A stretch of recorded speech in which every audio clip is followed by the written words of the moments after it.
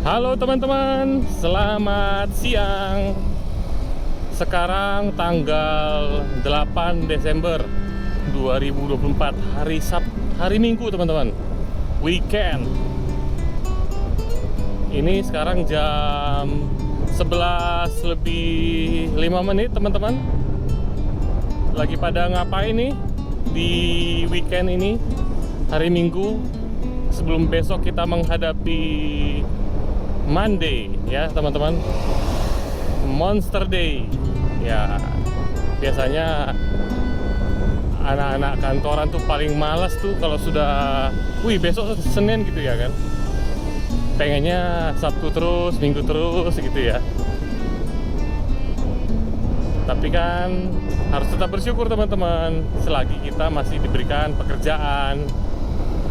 Hari ini saya sedang ada di ruas jalan Ida Bagus Mantre menuju ke arah timur, tapi nggak jauh-jauh deh. Saya mau ajak teman-teman ke Bukit Belong kalau nggak salah ya tadi namanya ya. Jadi Bukit Belong ini salah satu kawasan wisata yang ada di Kabupaten Semarapura yang dengan ibu kota Klungkung gitu teman-teman. Kalau dari rumah saya di Pring itu ya sekitar 20 menitan teman-teman.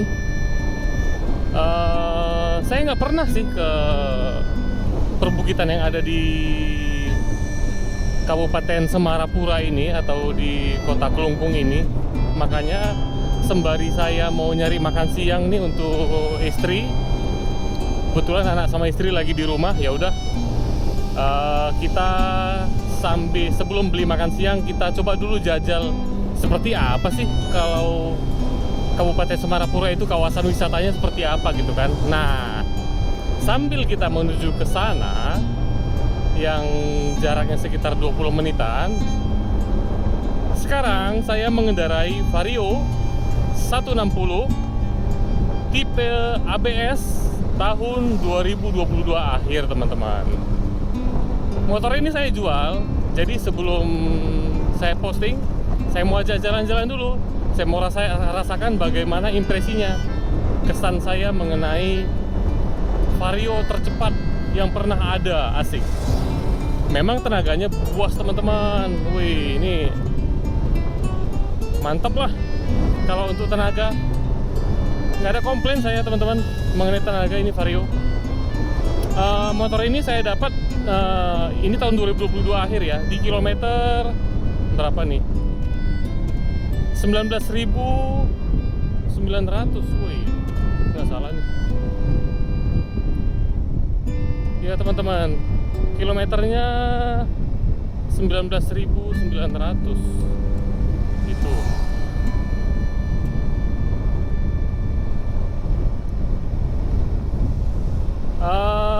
Ini motor ini sudah saya dapatkan beberapa hari sih teman-teman. Jadi oke, sambil kita menuju ke sana, kita ngobrol yuk mengenai Vario 160 tahun 2022 tipe ABS. Jadi teman-teman, saya rasakan dulu ya yang positifnya ya. Perubahan dari Vario generasi sebelumnya, yang mana di sana itu masih ada dua tipe ya dengan model yang sama. Pertama itu Vario 150, yang kedua Vario 125. Nah, jadi untuk Vario 160 ini, dimana begitu muncul tipe 150-nya, yang mesin 150-nya di discontinue. Jadi dengan model yang sebelumnya itu masih dilanjutkan dengan mesin 125. Jadi ini Vario 160 ini dengan model yang baru. Nah, bodinya cukup gambot sih teman-teman ya. Kalau saya jajarin sama ADV saya, mirip-mirip tuh teman-teman, saking gambotnya gitu ya. Jadi positifnya dengan bodi gambot begini, dengan mesin yang besar, Vario ini kalau ditunggangin sama orang-orang yang gede ya, misalnya tingginya 175, 180-an, dengan postur yang agak gemuk, bahkan dengan postur yang sama, boncengan, itu masih kelihatan masih cocok lah gitu teman-teman, untuk orang yang bodinya gede dan boncengan naik motor ini. Walaupun dia bebek skuter kecil, tapi dengan body gambotnya ya masih masuk teman-teman, gitu loh. Itu positifnya dengan body yang baru ini. Nah, selanjutnya ya kita bicara mesinnya ya gede teman-teman, dengan mesin 160 ya.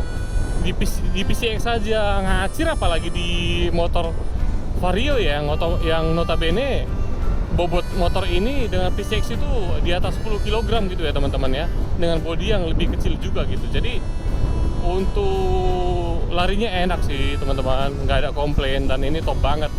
Terus mengenai konsumsi bahan bakar juga irit teman-teman. Kenapa? Karena PCX saja irit, apalagi ini mesin sama, bodi lebih kecil dan bobot lebih ringan gitu ya.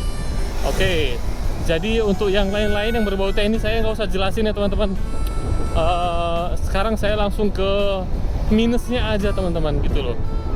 Minusnya apa? Pertama, kalau dari sisi desain, saya merasa lebih manis itu Vario 150 atau 125 ya.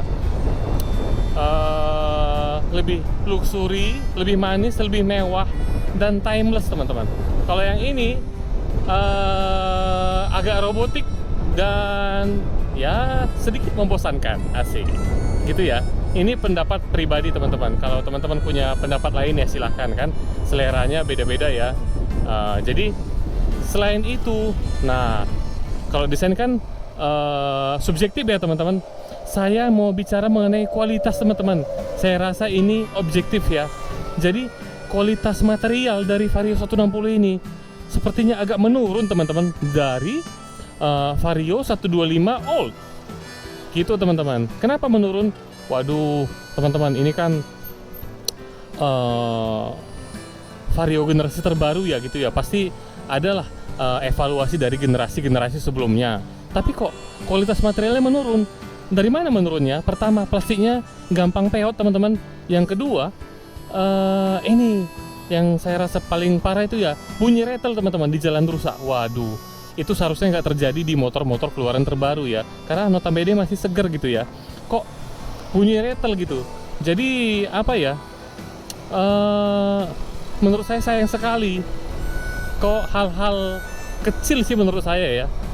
Kenapa bisa terjadi di generasi terbarunya gitu kan? Bunyi rattle, bodinya gampang meleot gitu kan, ngi gitu ya. Terus yang kedua, yang keberapa tadi ya?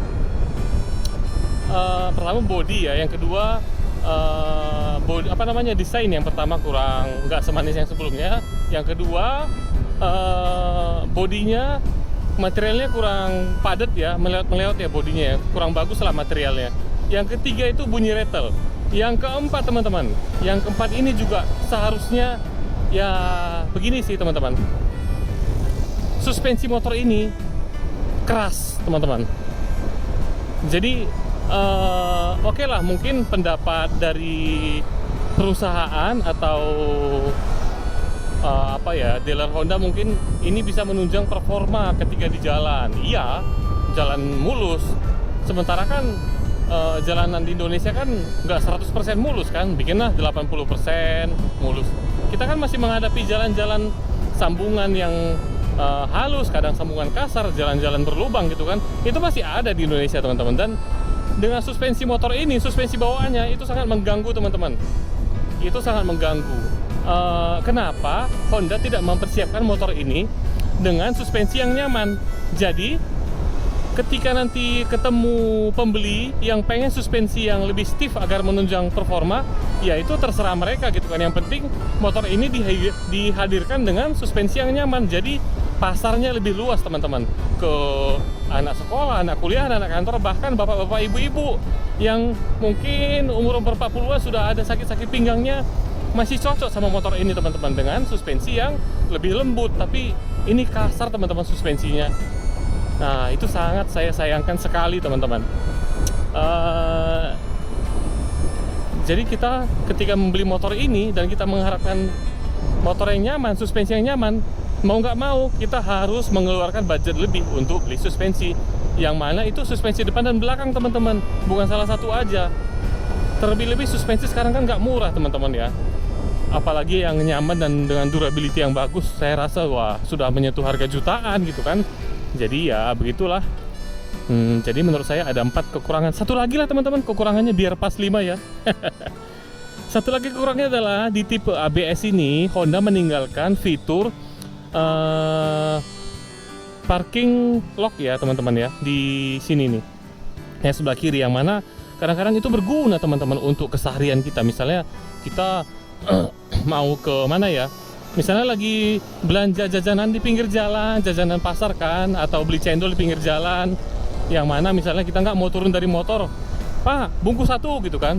Loh, kalau nggak ada brake locknya, kaki harus nahan atau tangan kita harus standby salah satunya menahan rem gitu kan, menahan tuas rem. Tapi kalau ada brake locknya, satu lagi nih misalnya di jalan yang nggak rata, anak kita mau naik nih, misalnya jemput sekolah atau mau nurunin di sekolah, itu kan kita harus pegang tuas rem ya, atau motornya harus disandarin atau dimatiin dulu gitu kan.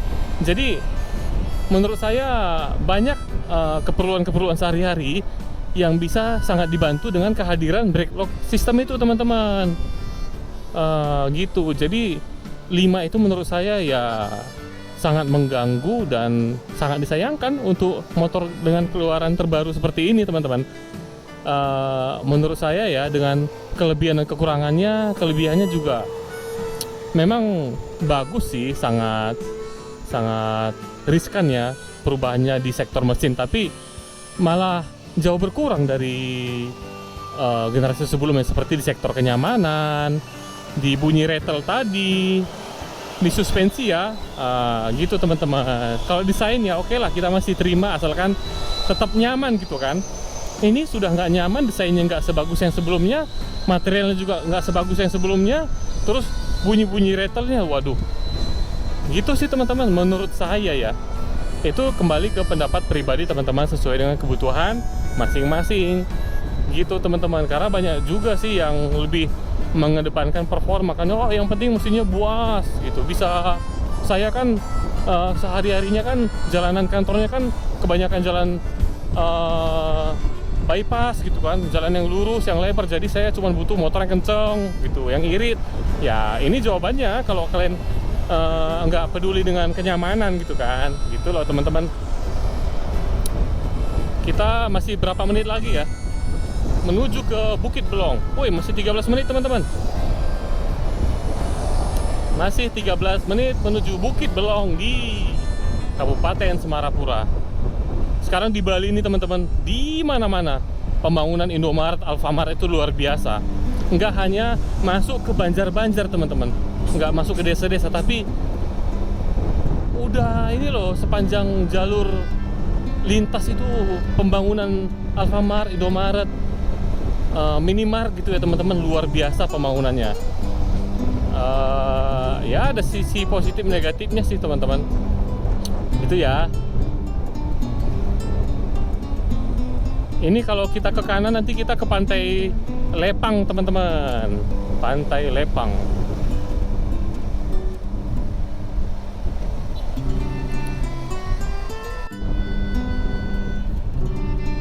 Teman-teman, kita kan harusnya terus nih kan, tapi saya mau nunjukin teman-teman sesuatu. Kita belok kanan dulu ya.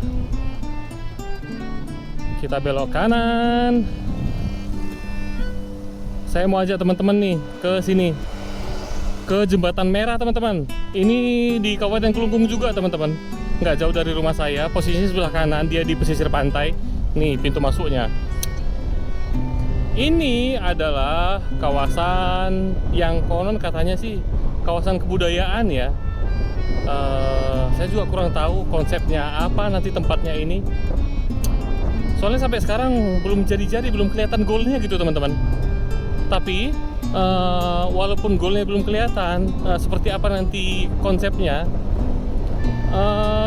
kawasan ini sudah menjadi kawasan wisata juga teman-teman, dengan sendirinya sama warga setempat gitulah ya. Kenapa? Nanti kalau sudah tiba di lokasinya, sebentar lagi nih saya jelasin. Nah itu dia teman-teman tuh, Jembatan Merah. Kalau sore-sore nih teman-teman, rame teman-teman.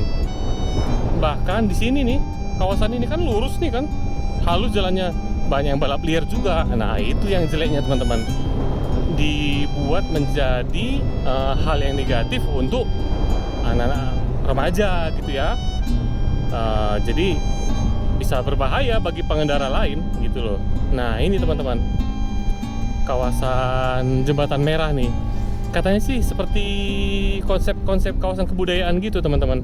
Nih saya berhenti sebentar ya ke sini nih, lihat tuh, cakep ya tuh. Wih, itu di rawa-rawanya banyak bunga-bunga warna ungu gitu tuh lagi bermekaran tuh. Itu kawasan perbukitannya tuh. Mungkin nanti kita ke situ teman-teman. Yang Bukit Belong itu tuh. Itu kan Kelungkung itu. Cakep ya teman-teman ya. Satu, cakep. Aish, mantap. Ayo kita lanjut. Kalau saya sih sudah pernah sampai ke bawah ya teman-teman. Banyak wisata sampai ke bawah teman-teman. Yang prewed itu bagus tuh teman-teman di bawah tuh.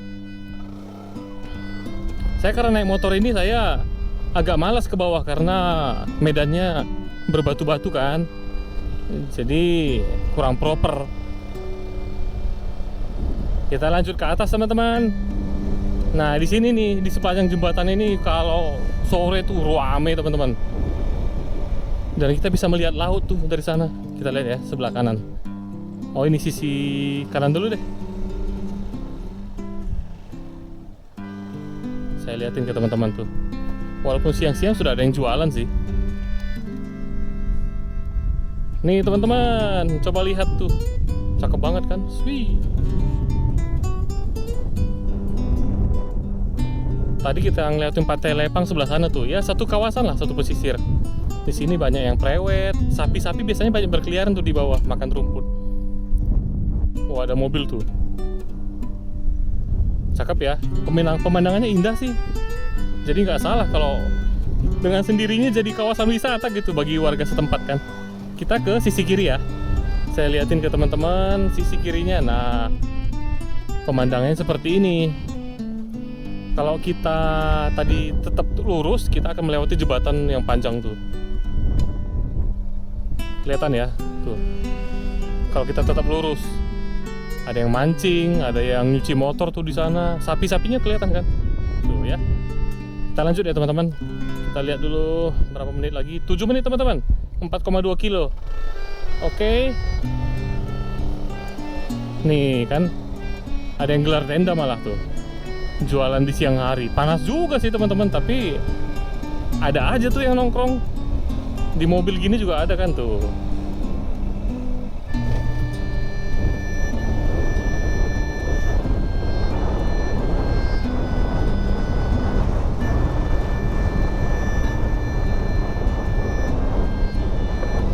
Lokasinya asik ya teman-teman. Jadi kalau kita ke dalam-dalam ini, itu banyak danau-danau kecil teman-teman seperti ini nih. Tuh, kelihatan gak sih danau-danau kecil tuh? Ya, jadi kawasan tempat mancing juga teman-teman. Jadi area mancing juga bagi warga sekitar juga gitu loh.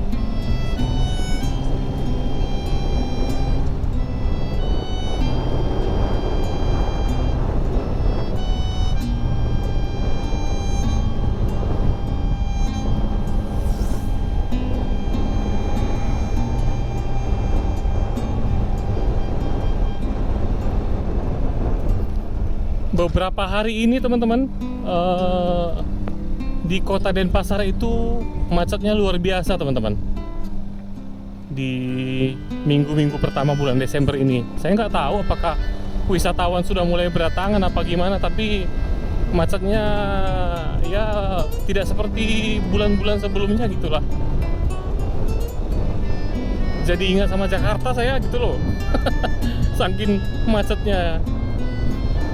Biasanya kan ya macetnya Bali nggak semacet Jakarta gitulah ya. Ini kok udah mirip banget gitu. Apakah pendatang semakin ramai apa gimana? Kurang ngerti juga ya.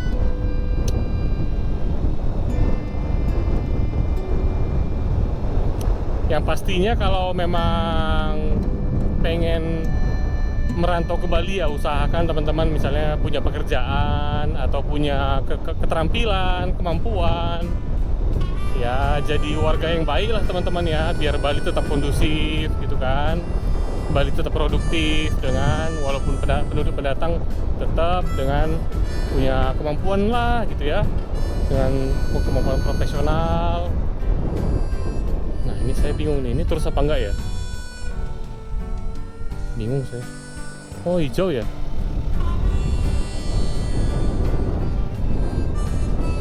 Bingung saya teman-teman.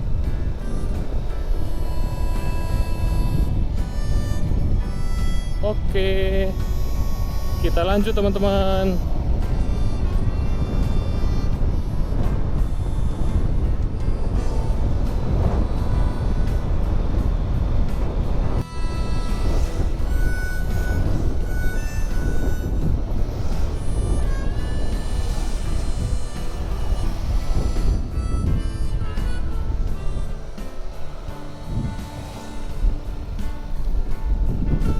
Selamat datang di Desa Gunaksa. Oh, Gunaksa. Gunakse. Wih, perbukitannya semakin dekat ya. Tapi kita belok kanan nih teman-teman. Belok kanan. Oke, gas.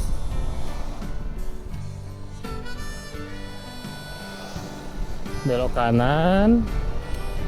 Kita cek map dulu teman-teman. Cek map.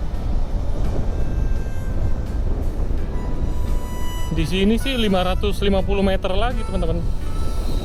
Oke lah, gas terus. Bukit Belong.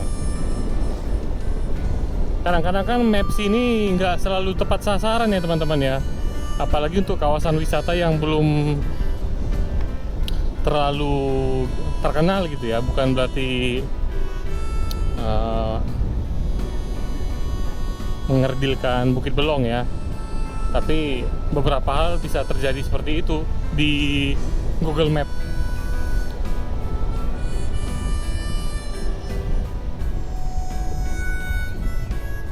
Belok kiri, kita sudah sampai teman-teman. Oh, di atas. Oh, di atas teman-teman. Ada jalan kecil tadi, kita coba ke atas ya. Banyak. Ini apa ya teman-teman? Bener nggak sih? Permisi.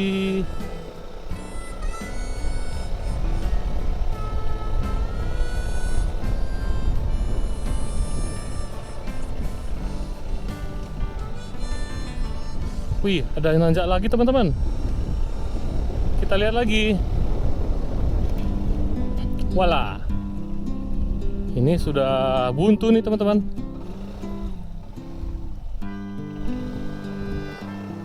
Nggak ada apa-apa nih di sini.